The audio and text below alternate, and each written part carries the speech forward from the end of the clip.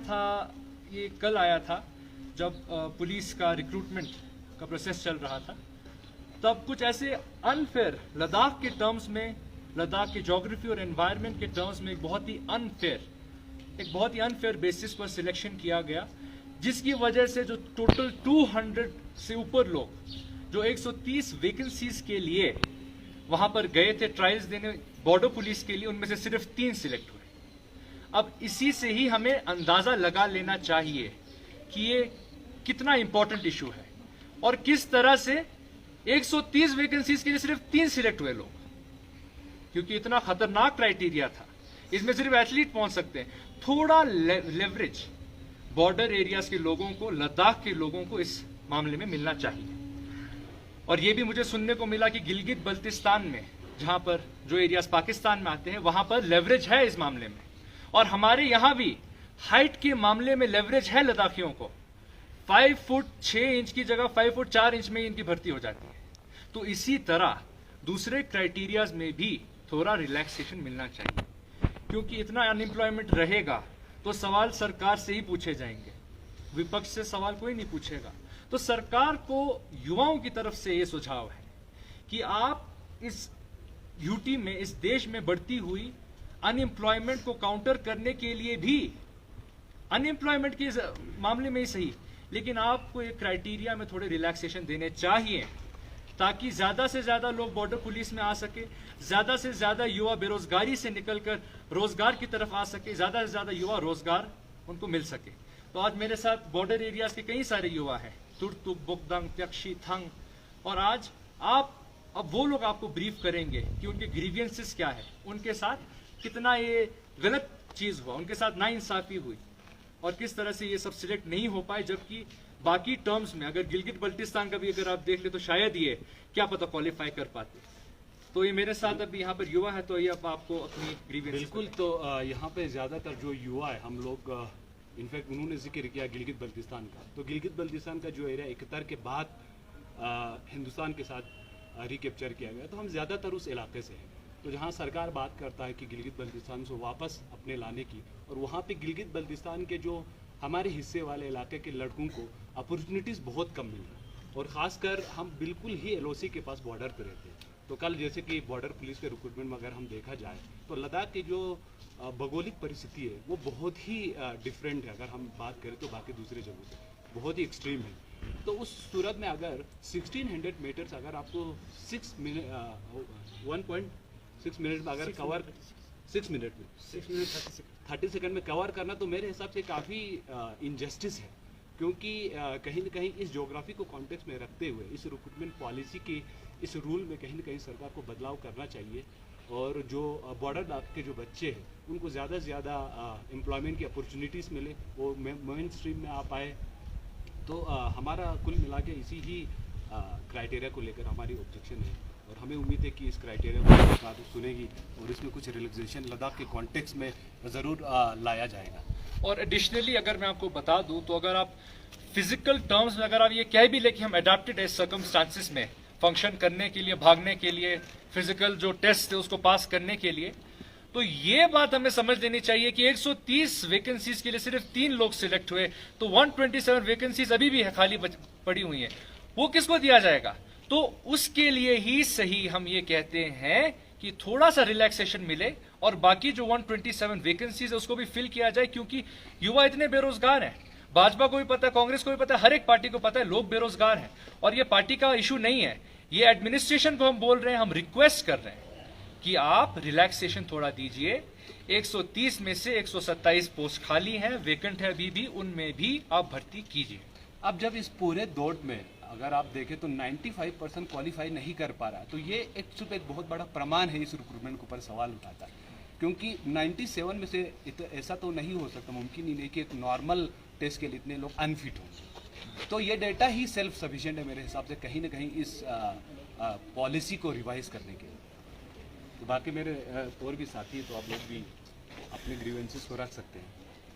nge sinasna irangi kha shakchat pula nge sni tilna aju thermosonzer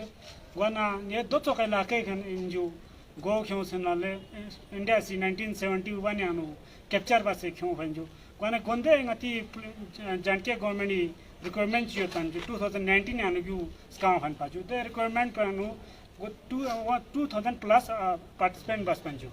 gwana dana hyosninga Ladakh se jo border area kamala 130 post ju gwana dana khali nge minga sumna den thamme ju da फरिंग याला government जितना कौन सी policy की की notification पे आनु की जानके अनु border area अनु दो 6.30 मिनट आनु क्यों सना 1600 मीटर कवर बजे वन ये सी ये तो हाई एल्टी सोसेंगे खों दान चोक गचमेन सोचुंगे माना हाई एल्टी पना अति ज्योग्राफिकल रीजन पे हो दो रीजन पे को हो संगा हाई एल्टी वजह से खों खोन चोस टाइम पर खोन चोस और किलोमीटर पर मीटर तंच खो डिस्टेंस पे दो खोन चोस येला रपड्रा युपा मानस जो वन ये युपा त मान दे अनु सांची को सो सांग वन ये सुर मिंगा सुम डेंस जो 200 प्लस तना बाकी पोस्ट में होसना दानु 130 उत्पन्न 130 अन सिर्फ मिंगा सुम सिलेक्शन सो जो बाकी 127 पोस्ट पर वैकेंट लो सजू गयो ये गवर्नमेंट ला जो ऑफलन जो की येला गिव बाकी लुस्ट पोस्ट पसंद येला yang द्वारा गवर्नमेंट से चांस शिकता से येला थोबा को आज सर्विस जिस तरह आपने रिक्रूटमेंट की बात की है तो अभी सेलेक्ट भी हो गया है इसमें आप लोगों को पहले ये प्रेस कॉन्फ्रेंस या पहले नहीं बोलना चाहिए था क्योंकि सेलेक्ट भी हो गया अब ये ख़त्म भी हो गया तो इस टाइम आप लोग प्रेस कॉन्फ्रेंस करने का क्या मकसद है? देखिए पहले ये इशू आता कि ये लोग कहते कि हम हाई एल्टीट्यूड पर फंक्शन करने के लिए केपेबल है हमारा पहले से बॉडी अडाप्टेड है तो अब जब रिजल्ट आ गया पता चल गया कि सिर्फ 3 लोग सिलेक्ट हुए और हमारे पास ये प्रूफ भी मिल गया एक सैंपल साइज भी मिल गया कितने सारे लोगों में सिर्फ 3 सिलेक्ट हुए 1.5% 200 में से अगर आप 3 को करें 1.5% लोग सिलेक्ट हुए 98.5% इनकेपेबल है इनके टेस्ट के हिसाब से तो कैसा टेस्ट है ये कैसा बेसिस है तो इसमें हम कहते हैं कि बदलाव लाना चाहिए ताकि जो अनएम्प्लॉयमेंट बढ़ रहा है उसको काउंटर भी किया जाए 127 जॉब छोटी मोटी चीज नहीं है 2.5-3.5 लाख के पॉपुलेशन के लिए 130 पोस्ट बहुत ज्यादा है और अगर इतनी भर्ती कर दी जाए तो अनएम्प्लॉयमेंट का दर भी धीरे धीरे बढ़ेगा कम होगा अनएम्प्लॉयमेंट कम होगा एम्प्लॉयमेंट बढ़ेगा ज्यादा पोस्ट पर लोगों की भर्ती होगी तो इसीलिए हम सुझाव दे रहे हैं ये ग्रीवेंसेस को लेकर आपने किसी ऑफिशियल्स को अप्रोच किया उनसे कोई रिस्पांस मिला आपको? जी अभी हमने नहीं किया कल तक हम ये मेमोरेंडम यूथ की तरफ से ये लोग इंडिविजुअली लेफ्टिनेंट गवर्नर साहब और डिप्टी कमिश्नर को भी ये एड्रेसल इशू करेंगे उनको ये लेटर भेजा जाएगा ताकि इनके इश्यूज को एड्रेस किया जाए क्योंकि बॉर्डर के एरियाज के मामले में मैं फिर से आपको एक बार फिर से दोहरा कर बता दूं कि जो इंटीग्रेशन की बात बार बार हमारे होम मिनिस्टर हो चाहे या गवर्नमेंट के लोग हो कहते हैं तो इंटीग्रेशन कभी फोर्स्ड इंटीग्रेशन पॉसिबल नहीं हो सकता दिल से दिल जुड़ने चाहिए ये 71 के बाद इस देश में आए हैं इनका दिल भारत के साथ जोड़ने के लिए जरूरी है कि इनके इश्यूज को एड्रेस किया जाए अगर इनको कुछ रिलैक्सेशन का लगता है कि इनको मिलनी चाहिए तो उसको भी एड्रेस किया जाए अगर ना दे तो कम से कम ये डिस्कशन तो शुरू करें युवाओं के साथ कोई डिस्कशन का ना कोई स्पेस है ना कोई डिस्कशन के लिए तैयार है कल से ये लोग फेसबुक पर कम से कम सोशल मीडिया पर इशू रेस कर रहे हैं क्या किसी गवर्नमेंट के नुमाइंदे ने इनको आकर कुछ पूछा क्या किसी पार्टी के शख्स ने आकर इनको कोई कुछ पूछा खास करके वो लोग जिनको इन्होंने इलेक्ट कर भी भेजा काउंसिल में किस पार्टी के थे आपको पता है तुर्तु के रिप्रेजेंटेटिव तो ये इंपॉर्टेंट है कि पब्लिक रिप्रेजेंटेटिव गुम ना जाए इस वक्त कि वो पार्टी को छोड़कर जिन लोगों ने उनको वोट देकर वहां काउंसिल में बिठाया उनके इश्यूज को तो सॉल्व करें क्या वो इतने इनकेपेबल है कि इतना छोटे चीज पर लेवरेज छोड़ दीजिए डिस्कशन शुरू नहीं कर सकते क्या युवाओं से बात नहीं कर सकते क्या इन्होंने वोट नहीं दिया उनको इन सारे गांव ने मिलकर ही उनको जिताया 1600 मीटर का जो क्राइटेरिया था जिस टाइम आप लोगों ने फॉर्म फिल किया था उस टाइम पे मेंशन था ये क्राइटेरिया जब इन्होंने ये फॉर्म फिल किया तब जब जो पोस्ट निकला था नोटिफिकेशन उसमें ये सब मेंशन था और साथ में भी मेंशन था कि डाउन जो लद्दाख को छोड़कर बाकी जगहों पर हाइट का जो है लिमिट वो 5 फीट 6 इंचेस है लद्दाख के लोगों के लिए 5 फीट 4 इंचेस था ये लेवरेज दिया था लेकिन दूसरे चीज में लेवरेज नहीं दी बट यूजुअली क्या होता है I am just asking because हर तरह के फिजिकल टेस्ट होते हैं बीइंग इन आर्मी और सब कुछ में सो आपको नहीं लगता कि जो सिलेक्ट नहीं हो रहे हैं तो वो बोलेंगे नहीं अब ये क्राइटेरिया सही नहीं है हम एक्लेमेटाइज नहीं है and then consider it again वाला सिचुएशन तो इसमें जो मुझे जो लगता है कि अगर इसका 50% का होता तो ये बात लॉजिकल होता कि लोग जो सेलेक्ट नहीं है वो कहीं ना कहीं कंप्लेन कर रहा है, जबकि क्लियरली आउट ऑफ आप देखा जाए तो परसेंटेज में तो 97% ऑलमोस्ट क्वालिफाई ही नहीं हुआ। तो ये इटसेल्फ एक बहुत बड़ी सवाल खुद खड़ा करता है। कैंडिडेट कितने थे अपियर होने वाले? जैसे कोई फॉर्म भर के आते नहीं ना, 200 से ऊपर कैंडिडेट्स अपियर किया था उन्होंने। फिजिकल टेस्ट के लिए। यस जी, अबव 200 कैंडिडेट्स अपियर किए थे फिजिकल टेस्ट, उनमें सिर्फ 3 सिलेक्ट हुए।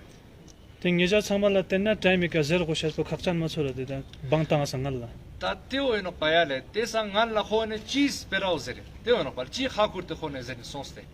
ta is दिन khona izuk bo zerches bo thop to इनको एक बहाना मिल गया या बहाना बोल सकते हैं, एक इशू मिल गया कि निबगे नाने मी सुम माने सिलेक्ट मसों।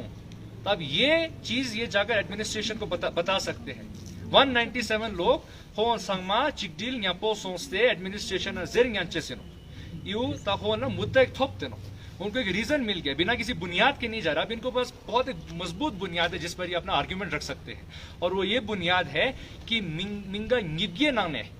सुम माने सिलेक्ट मसो जी 197 इनकेपेबल होत क्या इजुक छनमो सैंपल साइज थोप से नो ngata te ngata ha go होशे से नोले कि इना लेवरेज तांसेस इना ngata चेंजेस क्योंसेस इस सिस्टम में ना मा खर्चा ने menge jese ton tak pote in pinking ngeja bangta sangal lang khone zer to pa izam shik criteria तो बिल्कुल ऐसा ही तो उस टाइम पे भी आप बोल सकते थे। रिक्रूटमेंट ये आप यूटी लद्दाख की ओर से नहीं था, ये पहले ही था, तो जिसमें बहुत सारी चीज़ें क्लियर हो जाती है, ये चाहिए जो कैटेगराइज होता है। क्या आपको लगता है कि यहाँ के बच्चों ने उस हिसाब से प्रिपेयर किया या उस क्राइटेरिया को फॉलो किया है, या उससे पहले बोलना चाहिए था? क्योंकि रिक्रूटमेंट जो है अभी ख़त्म हो गया है, प्रोसेस जो है ख़त्म हो गया है, उस पर क्या कहेंगे? पहले तो बिल्कुल ये है कि जब आपके पास क्राइटेरिया आ जाते हैं तो आपको एग्जैक्टली पता नहीं होता है जब आप रिक्रूटमेंट के लिए जा रहे हैं, तो ये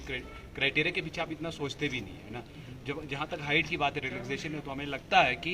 हाइट में रिलैक्सेशन लॉजिकल लगता है, लेकिन जब दौड़ की बात आते हैं वो कहीं टेस्टेड नहीं है पहले। और ऐसे अगर मैं रिक्रूटमेंट के लिए जा रहा हूँ तो मैं तो इसी मोटिवेशन के साथ जाऊँगा, इसी ऊर्जा के साथ जाऊँगा कि मुझे अगर 2 मिनट में भी 10 करना है तो मैं ये मान के चलूँगा मुझे करना ही है। लेकिन जब इसका रिजल्ट सामने आता है और 90% बिल्कुल ही रिजेक्ट हो जाते हैं, तो फिर ये सवाल ज़रूर उठता है कि इस तरह की क्राइटेरिया में जब टेस्टेड होता है तब उसका रिजल्ट हमें पता चल रहा है। तो पहले टेस्टेड थे नहीं, तो हम कैसे किस बुनियाद पे हम कहेंगे कि इस क्राइटेरिया सही या गलत है? क्योंकि आपको किसी चीज़ को सही या गलत के लिए कुछ तो प्रमाण होना चाहिए। और आज हम इस चीज़ को रिवाइज करने की बात कर रहे हैं तो हवा में नहीं कर रहा, हम बिल्कुल प्रमाण के साथ कर रहे हैं जो आपके सामने है। और 97% is not a small number.